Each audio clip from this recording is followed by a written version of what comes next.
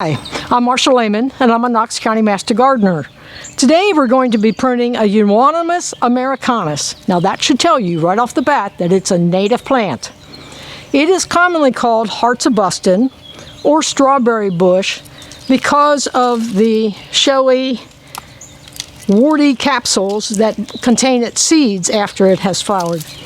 Now, again, as a native plant, it does not need a lot of regular pruning. It does have a tendency to sucker. You could easily grow a hedge of these by letting all the suckers grow. I wouldn't advise that you let all the suckers grow, but if you like, as we scan down towards the base of the plant, if you want a few more major stems, then selectively keep a couple of suckers. This particular shrub does not have a lot of suckers, and this one looks pretty dead. This one still has some green on it. And we're going to keep that because the homeowner would like to have another stem coming out of here. The other thing I would point out is that we have, I won't call it funky growth, but a nearby tree dropped a limb a couple of years ago, which broke this stem, which then caused it to put out this growth. So we're going to do a little cleanup on it. That's not the natural growth. That is the result of having been damaged. The other thing that you can do is what I call finger pruning, where you come in and you find these little gray stems and they just break off and go crack because they're dead. So you can go through and just break those off with your fingers, and you'll get most of them, but it's actually easier to do it with your fingertips than to get your pruners out and try and clean up every one of those.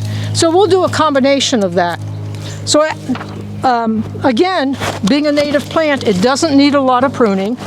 We're going to start at the bottom, and normally if there were excess suckers, we take some off, but we don't have any today. Then we focus on the 4 Ds, dead, diseased, damaged, and dysfunctional. And then finally, if necessary, we would do a little bit of pruning for airflow and sunshine. So let me put down the clipboard with the handout. It has additional references for you to use if you want to know more about hearts of bustin or this particular Eounymous. And I'm going to come down to the ground and start to work on this. So as I mentioned, we want to keep this sucker. Homeowner wants to keep this one. This one is dead. Now, we know the tip of it is dead. So what I'm going to do is just keep taking it off in pieces and see if I eventually get to a spot that actually has some green. And so far, nothing. So I'm going to take that one off now all the way back at the base. But if you're not sure, take it off in pieces.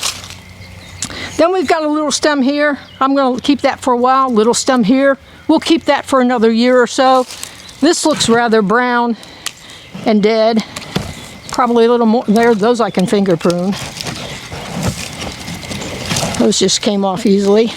And then when I come up to this place where there was some damage, when a nearby tree dropped a limb, this is probably the hardest decision to make. We've got 2 branches coming off here, which as they get some girth on them are going to rub. And I think I'm going to take off the bottom one. Again, you normally would not have to make such a cut, but this is the result of other damage, not its natural growth pattern. And I'm a little concerned, again, coming off this broken spot, of this one that comes through and grows out the front. So I will take that off. And there's a very, very small one growing in between. So we'll take that out. And then I'm okay with this one for now. We'll see how it grows in the next couple of years. And we have a little debris. This is not from this plant, it's from the nearby tree. So we'll just clean that out. And you can still see all the seed pods on this one from last summer. So you should be on the lookout for a few volunteers, because some of those are likely to sprout if they hit the soil on a nice fertile spot. And then the rest of it is coming through with what I described as the finger pruning, on stuff that is brown and dead and breaks off in your fingertips. So the center of this is not particularly overgrown. I don't feel a need to do a lot of pruning for airflow and sunshine. It does help to kind of walk around the shrub and look at it from multiple perspectives. Now there, that wants to grow directly back in, so I would take that off. If there's something on the outside that wants to grow back into the center, well, that broke. And that one grows up and in too.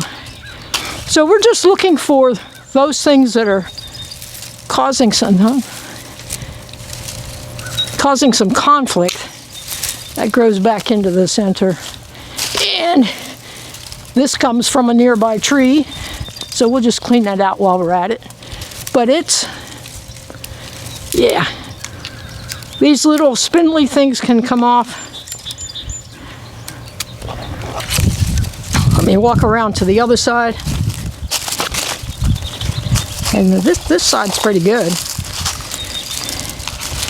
Again, we've got some, the dead looking stuff tends to take on a really gray tone, whereas the live bark is a little more greenish, brownish.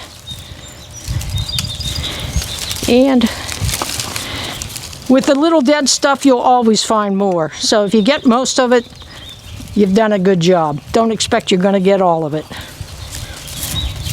And there's no need at this point to strip off these last spent flower blossoms and seed pods, but if you want to, you can, but not necessary. You can just slide your hand down them, or you can let the birds come in and finish eating them and deposit the seeds where they feel like it. So that's really it. Again, this Eounymous, Hearts of Boston, is a native plant. And as soon as you hear native plants, you know it's not going to need a ton of maintenance. It tends to take care of itself. So, hope you learned something today, and we thank you for joining us.